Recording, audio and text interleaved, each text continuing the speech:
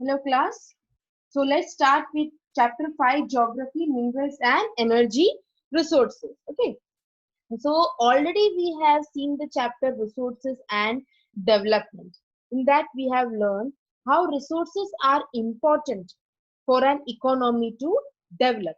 And in this chapter we are going to learn about minerals and energy resources, which are the different type of minerals available and which are the different type of energy resources which are available in our world, which is available in our country, which is available in the continent. Everything we are going to learn in this chapter.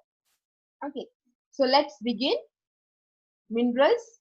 What is minerals? Minerals is a homogeneous, naturally occurring substance which is found in our earth crust, and we extract the minerals with the help of different technologies. We extracted the ore, for example, iron ore. We extract the iron from the ore, and with the help of that iron, we use it in iron and steel industries to produce iron materials. Okay, and these minerals, they are not found in same form in nature.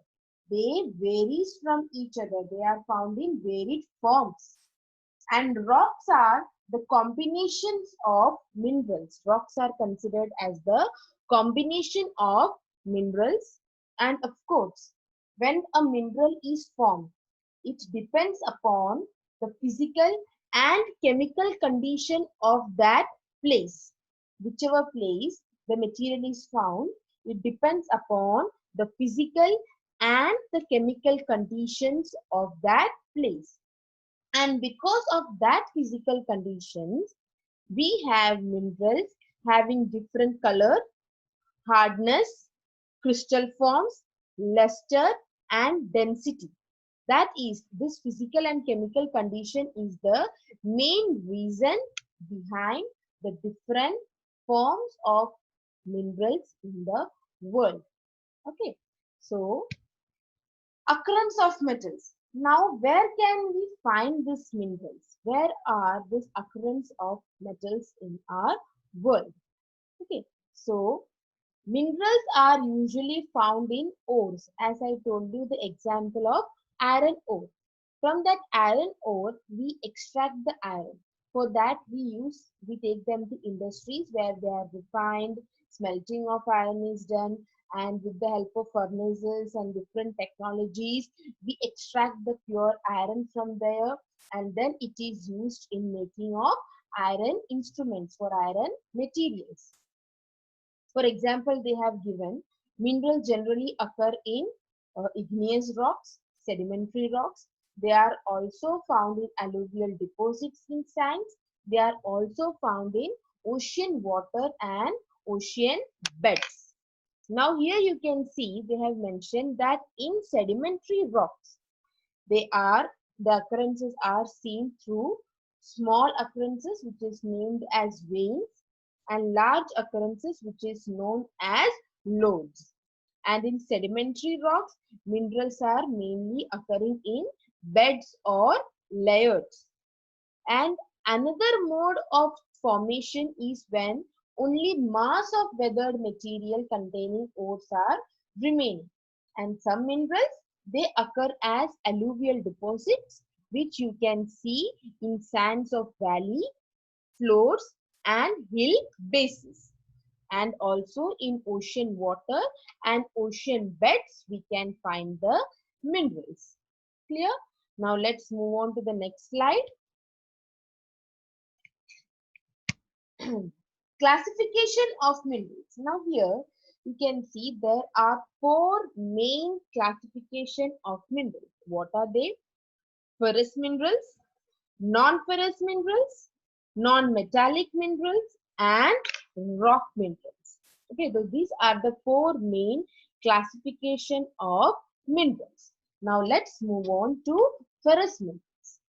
Now, ferrous minerals is about 3/4 of the total value of production of metallic minerals. Ferrous mineral is considered as having the majority of its account in the value of production of metallic minerals. And what do these ferrous minerals do? They give a strong base for the development of metallurgical industries. Okay, they help in metallurgical industries. And what is metallurgical industries? Metallurgical industries are those industries which helps in getting proper formation of coke. For example, if coal is there, a proper formation of coke from coal we get through metallurgical industries. They are in different types. Okay, and the two types of ferrous minerals are iron ore and manganese. Iron ore and manganese are the two types of ferrous minerals.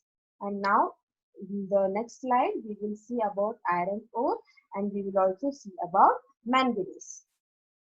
Now, what is iron ore? Iron ore is the basic mineral and the backbone of industrial development, right?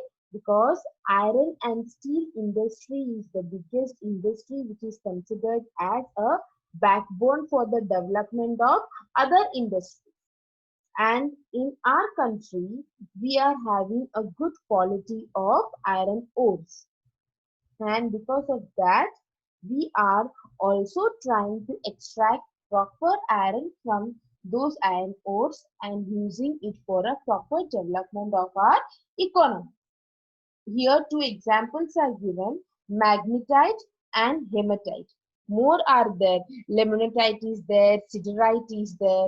So here magnetite and hematite has been taken into consideration because magnetite is the finest iron ore and it is having very high content of iron, and that is up to 70%. And hematite ore is there, which is also a most industrial iron ore, and the quantity in which there is lower iron quantity, but that is 50 to 60%, that is very slight one. Otherwise magnetite is having 70% and hematite is having 50 to 60%. Now here you can see the major iron ore belts in our country. They are given as Orissa Jharkhand belt, Durg Bastar Chandrapur belt, Bellary Chitradurg Chikmagalur Tumkur belt, and Maharashtra Goa belt. These are some of the four main belts of iron ore found in our country, and they have also mentioned the iron ore from these mines is exported from which place to which place and via which port. For example, the second one, here it is written, iron ore from the mines of Durg Bastar Chandrapur belt in Chhattisgarh. They are exported to Japan and South Korea through Vishakhapatnam port. And hematite iron ore is mined in Goa and Navmundi. Bellary, Chitradurg, Chikmagalur and Tumkur belt in Karnataka. From there, the ore is transported as slurry through a pipeline to a port near Mangalore. And in Maharashtra Goa belt, it includes the state of Goa and Ratnagiri district of Maharashtra. And from there, the iron ore is exported through Marmago port. So these are the four main belts where we can find iron ore in our country, the major ones. Now here there is a pie chart which is showing state-wise production of iron ore. Here you can see Orissa and Karnataka. They are playing a major role in state-wise production of iron ore. Then comes Chhattisgarh, then Goa, then Jharkhand and others. So here Orissa and Karnataka are playing major role in production of iron ore.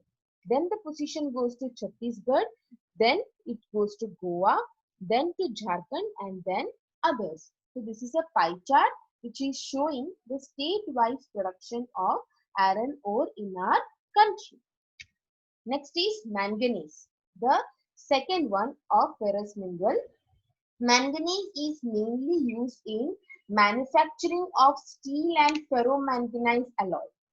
And as we know that when we are manufacturing steel, manganese of up to nearly 10 kg is required for 1 ton of steel. So manganese is an important element in manufacturing of steel. And also we can use manganese in manufacturing bleaching powder, insecticides and paints. And which state is considered as the largest producer? That is Orissa is considered as the largest producer of manganese ore in India, and it is also accounted for one-third of the country's total production in 2000-2001. So Orissa is the largest producer. Manganese is used in the manufacturing of steel, also in the manufacturing of bleaching powder, insecticides and paints. And iron ore, we have seen that it is considered as a basic mineral and backbone of industrial development. And we have seen magnetite and hematite as one of main two examples containing iron ore. Now here state-wise production of manganese is given, where again we can see in the pie chart, Orissa is considered as the largest producer. Then comes others, and then is Karnataka and Madhya Pradesh. So how the graph goes is Orissa, Madhya Pradesh, then the main parties others are there, then Karnataka. Okay. So now what is non-ferrous minerals? Now earlier we have seen ferrous minerals, in that we have seen two types of iron and manganese. Now non-ferrous minerals are there. Here we will be learning about two non-ferrous minerals, that is copper and bauxite. Now what are these non-ferrous minerals? Non-ferrous mineral is a mineral that does not contain iron in appreciable amount. Iron is in less content in non-ferrous minerals, but generally more expensive than ferrous metals. Non-ferrous metals are used because of desirable property. They are expensive than ferrous metals, but they are used in more because they are having desirable properties. And what are those desirable properties? They are low weight. For example, aluminum is there, higher conductivity. Copper is there, higher conductivity, because in electrical cables and electrical appliances, we need those type of materials, those type of minerals, which is having a higher conductivity of electricity. That is, example is copper. Non-magnetic property or resistance, for example, zinc is given. So some non-ferrous materials are also used in the iron and steel industry. Although non-ferrous materials is not having much iron content in it, still they are used in iron and steel industries because of the desirable properties. And for example, here it is given bauxite. They are used as flux for blast furnaces, and also chromite are there, which are used for making ferrous alloys. So that is non-ferrous minerals. And as I told you, we will be seeing two minerals in that. One is copper and other one is bauxite. Copper ore is considered as a good conductor, and so they are mainly used in electrical cables, electronics and chemical industries. And here you can see the mines names are mentioned. The Balagat mines at Madhya Pradesh, Khetri mines in Rajasthan, and Singhbhum district of Jharkhand are the leading producers of copper. These are the places where you can see more amount of copper, and copper is a good conductor of electricity. So mainly in electrical cables and electronic items, and also in chemical industries, copper ore is used in a good amount.